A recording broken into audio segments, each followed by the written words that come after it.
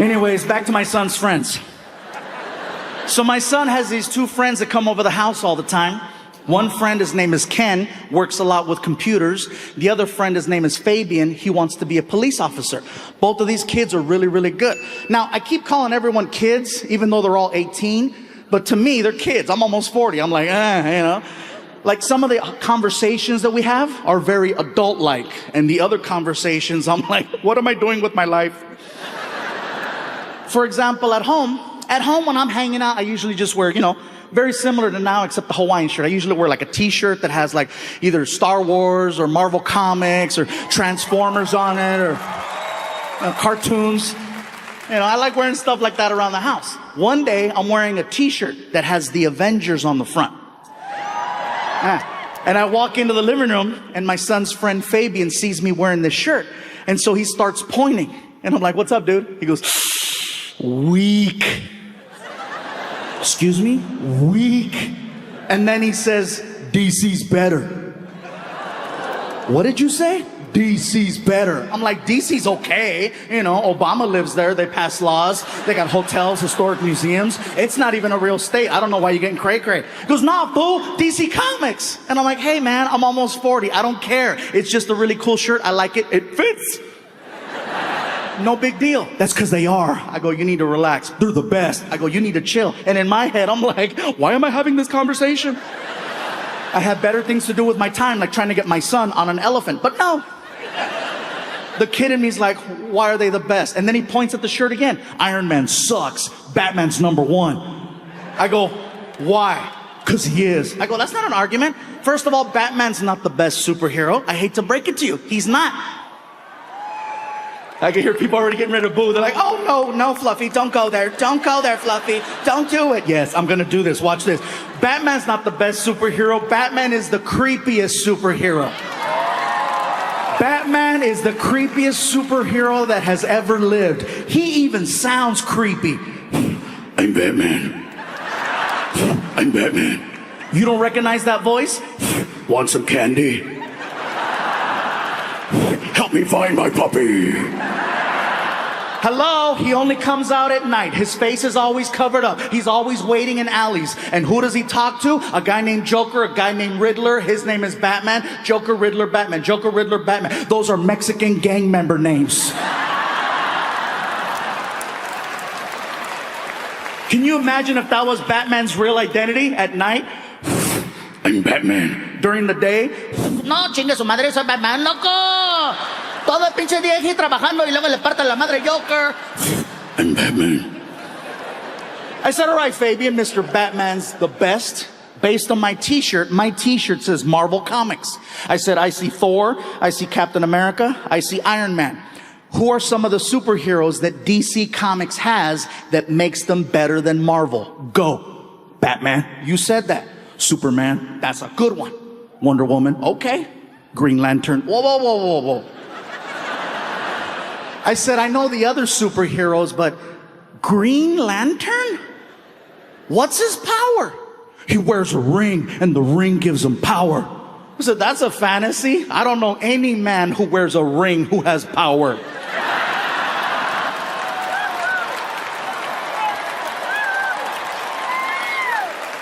And if you're not clapping right now, my point exactly.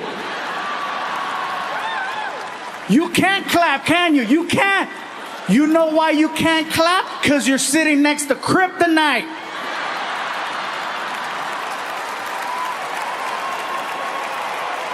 From my old high school, and it's like, time for the reunion. My girlfriend saw the letter. She's like, ooh, your reunion. I go, yeah, my reunion. When is it? When are we going? Actually, I was going to take my friend Tony because, we went to high school together. He's my best friend since high school, so I was going to take Tony. You're going to take Tony instead of me. That's what's going to happen, huh? You're going to take Tony instead of me. Your girlfriend, you're going to take Tony. No. It's okay. It's okay. You take Tony, okay? And I hope you have a great time. Oh, thanks. I knew you'd understand, baby. I love you. Don't ask too many questions, you know what I mean? So my buddy Tony and I, we go to a high school reunion. We get there early, too early. There's nobody in the banquet hall. So we go upstairs to the bar area. We're watching a basketball game. Everything is cool until some guy recognized me. Hey, you're the comedian. What's up, dude? Dude, funny, bro. Let me buy you a shot. Actually, man, I have my reunion right now, and I don't want to show up drunk. Oh, I see how it is, bro. You're too good, huh? That's what it is, huh? Excuse me, George Lopez.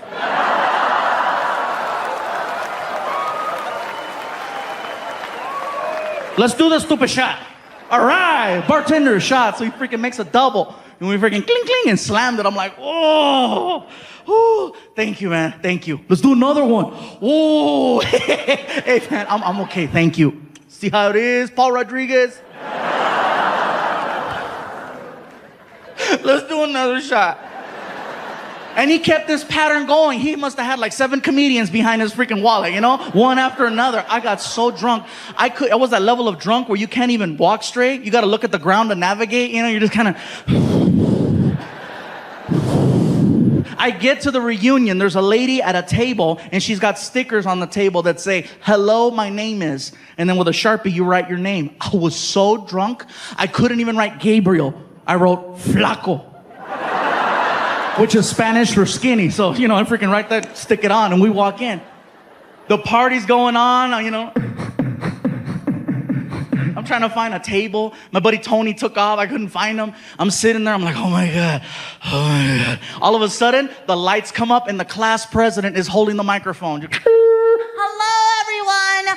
Welcome to the Wilson High School class reunion. Let's just cut to the chase, find out what everyone's been up to, and keep the party rocking. So she pulls out a list. Who's done this? Who's done that? Who has the most children? Some girl in the back. 7. Everybody's like, puta. Now you remember. Okay. All right? She keeps going down the list. Who's done this? Who's done that? Who's been on television? Everybody at my table who wasn't talking to me before, you know, they weren't talking to me before. Now they're like, right here, right here, right here. I'm like, no, I'm drunk. No, shh. Sure enough, here comes the girl. Oh, we have a celebrity over here. Come on, say something. Get up here, Flaco. Come on, Flaco, get up here. No, I'm okay. Oh, come on, get up here. Are you too good or what? So I got mad and I jumped up. I'm not too good.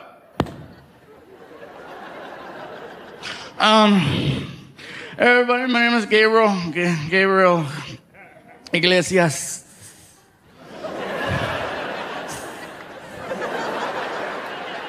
I don't want to say a whole lot right now because I've been drinking and I don't want to say nothing stupid.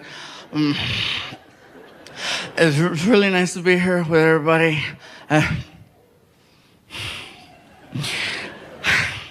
I see 2 girls here tonight. 2 who, when I was in the 12th grade, I asked out to the prom.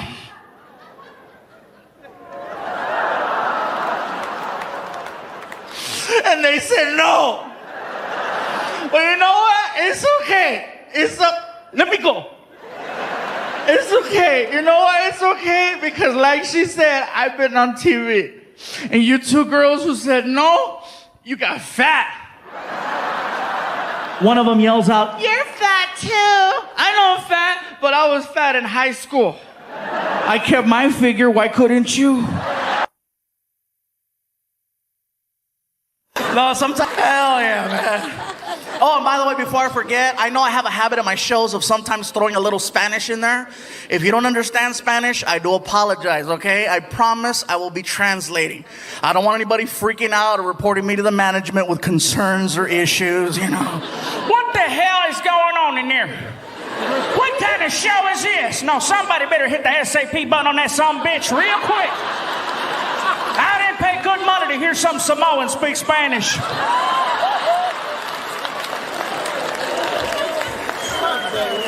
I'm not Samoan, I'm fluffy. I didn't know why. The guy thought I was Samoan, you know? And I've had this happen a couple times where people go, are you Hawaiian? I'm like, no.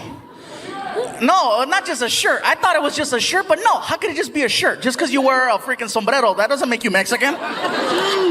I see white people Cinco de Mayo wearing a sarape, walking a donkey with a sombrero. You don't look at him and go, hola, amigo. No, you're like, hey, Ted. Hi. You know, and he's walking around, hola, come on. Come on, stupid donkey. Donkey, come on. I don't get it, man. I'm just trying to do my thing. But it's funny, though. I didn't know why the guy thought I was Hawaiian until I actually went to Hawaii. I found out that Hawaiian people actually look like swollen Mexicans. They do. I got off the plane. I looked around. I was like, oh, my God, my family. Even they were like, aloha, brother, lo que le, malo, malo. Órale.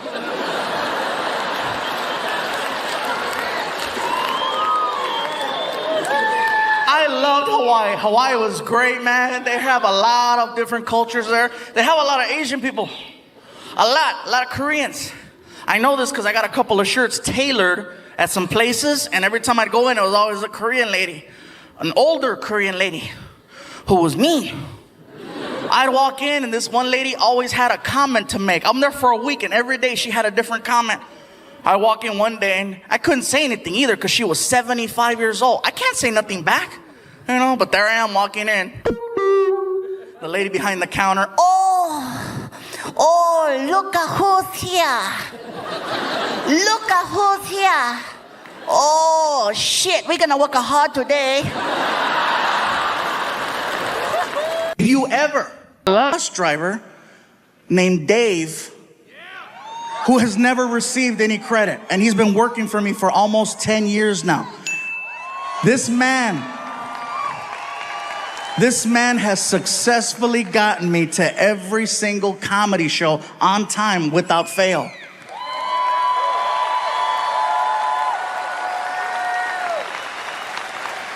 If I had to describe him to you, okay? Dave looks like the word America. Not America, America. He's about 6 feet tall, he's white, he has a gray beard, and he wears a trucker hat. And he's gotta be one of the most hardworking people I have ever met. Now, when I say hardworking, hey, I'm on the road 46 weeks out of the year, so I know. Difference is, I fly home every Monday, Tuesday, Wednesday. Dave stays on that bus and he gets it to the next city where we meet him. He works anniversaries, holidays, special moments. Christmas time, I was with my family. Dave was driving that bus on the East Coast. New Year's, I was with my family. Dave was on the East Coast driving that bus. One of the hardest working people I've ever met. I just want to give him a shout out.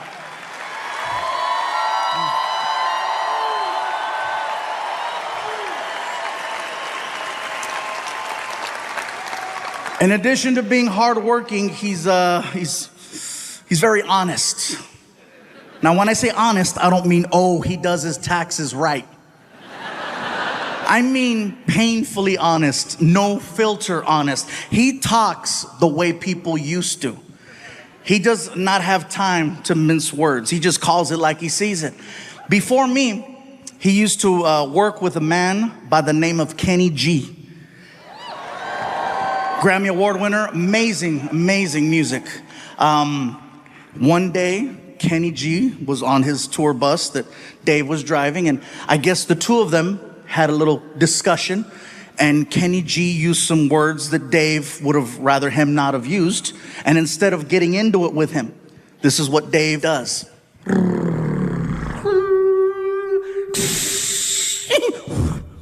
Kicked Kenny G off of his own bus.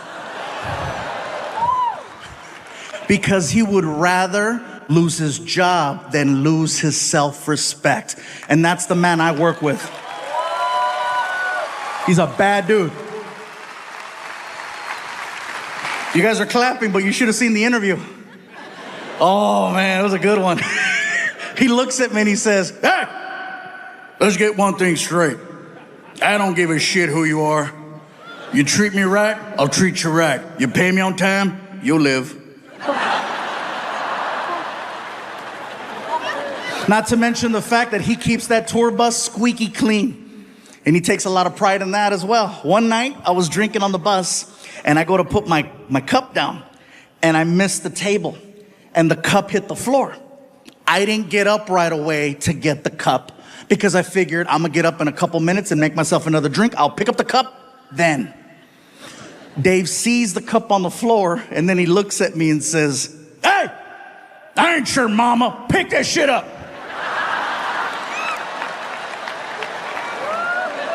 I get to the back of the bus and I'm like, wait a minute, I pay him. "Hey, Dave, shut up. Yeah, I'll be in the back in my room. Thank you. Drive safe." And people tell me, you work with a man who talks that way to you?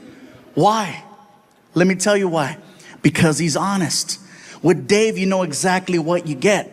Nowadays, it is so hard for me to tell who's being genuine and who has an agenda. And with him, you know exactly where you stand.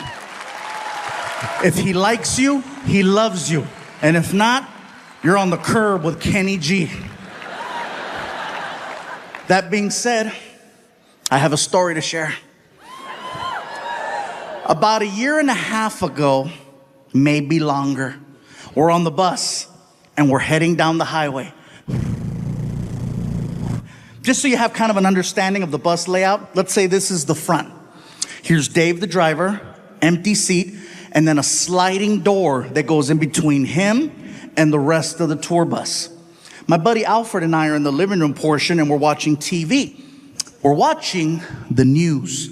And on the news, there's this person who is running for some type of office.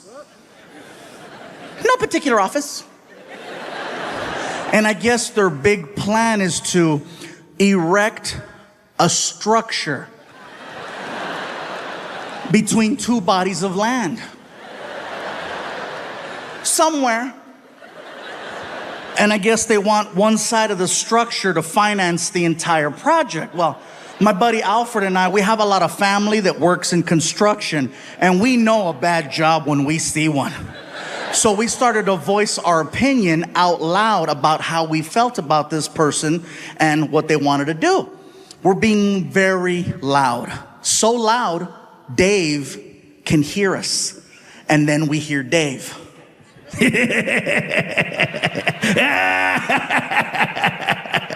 America.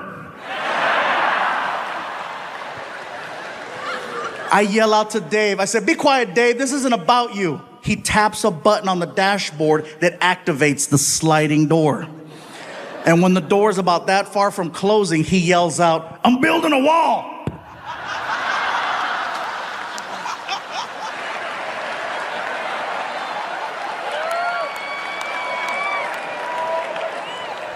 I couldn't even get upset because I was too much in shock over the fact that that came out of someone 4 feet away from me. My buddy Alfred and I, we look like chickens. We're like, my cell phone goes off. I take out my phone and there's a text message from Dave. And I said, "That's right, he better say I'm sorry. He better say just kidding." I open up the text message and it says, "And you're paying for it."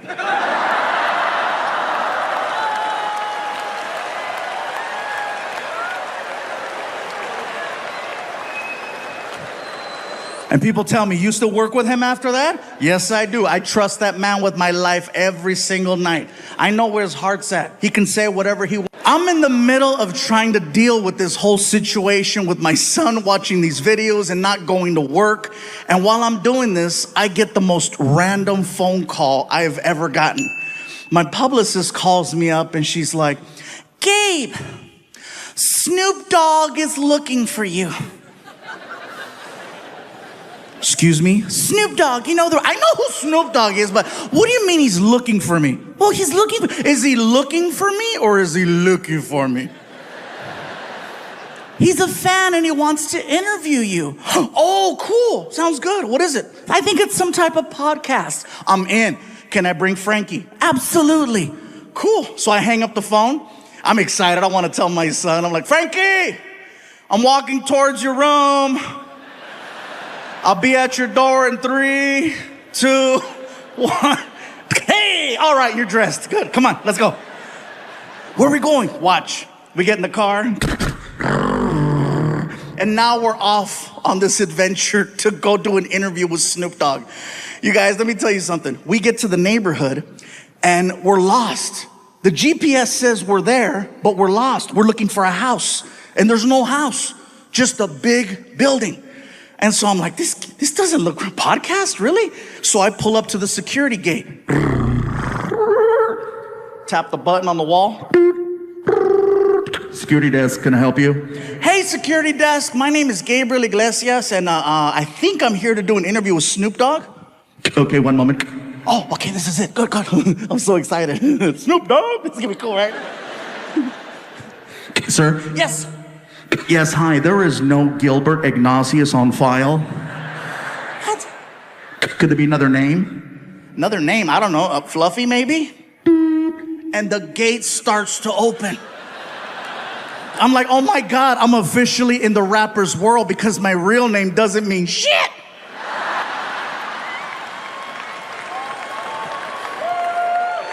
So we drive in. And we're passing all of these reserved parking spaces. Reserve. And we get to my space, which is basically an orange cone that has Fluffy handwritten on it. And a bunch of other names crossed off. So Frankie moves the cone, I park the car. We walk into the building.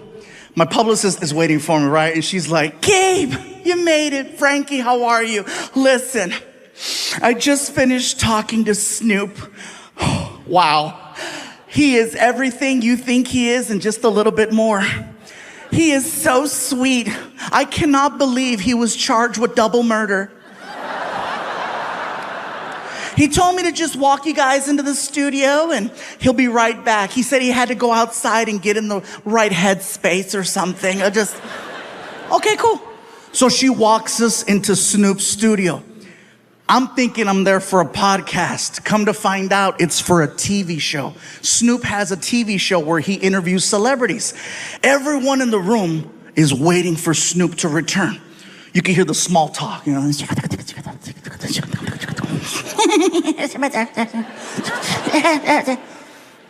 All of a sudden, everyone stands up.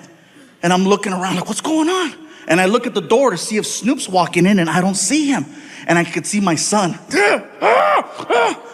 I don't realize it, but Snoop is entering the room through a different door. I don't realize it till like the last second. I'm like, what are you? Oh! So I jump up, I push in my chair. I'm so nervous, I don't know how to address him. So I'm like,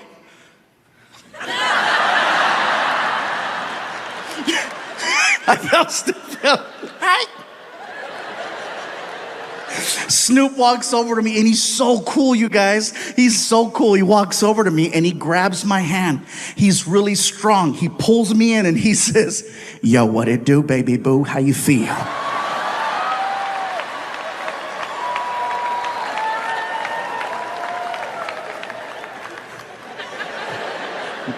Thank you for having me. Yeah. Can I sit down? For sure. I sit down, I look over, I see my son. My son's like... The difference between Snoop's show versus any other talk show I've ever done is that usually there's a person, like a producer or a director, who comes to you and gives you information, like how the show begins, topics you're gonna cover, how you go to commercial, how you come back from commercial. I've spoken to no one. Snoop just starts talking, and at some point they hit record. I'm waiting for action or a buzzer and something. Snoop just starts talking to me. Yo, what up, Big Fluff? Big Fluff? Oh, that's hey. Yo, you like music? Snoop, I love music. I love your music. Yeah, that's what's up. He opens up a laptop computer and then he hits play. And the next thing I know, we are listening to hardcore Mexican banda music. I mean hardcore.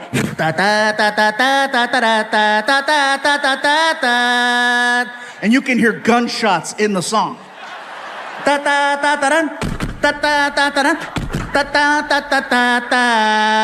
And then a cow. And the whole time Snoop is like, I love it when he go moo. What? I feel like he's messing with me because I'm Mexican, right? So I called him out. I said, Snoop, do you understand what you're listening to? And he said this, and it scared me. He said, gangster recognize gangster. The reason why it scared me was because he was telling the truth.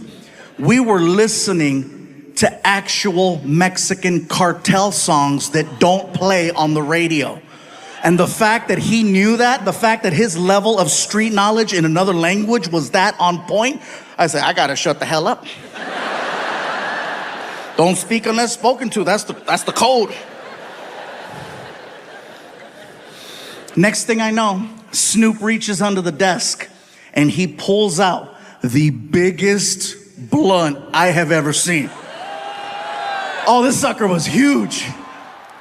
As soon as he pulled out that freaking blunt, I got excited because I wanted to grab my cell phone.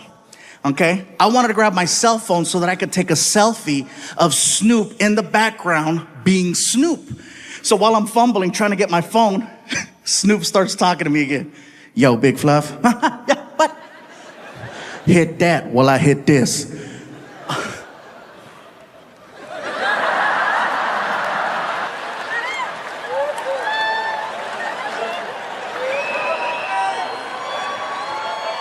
The second I went like that, all of the cameras in the room, red light, red light, red light, red light, red light. My publicist is like, no! My son is like, yeah! And now I'm being faced with a serious situation because, you know, I've talked about friends participating in doing stuff like this, but I've never openly talked about myself, you know. And now I realize that from this moment forward, people are gonna know what happened here with Snoop. So I started trying to find ways to justify it to myself.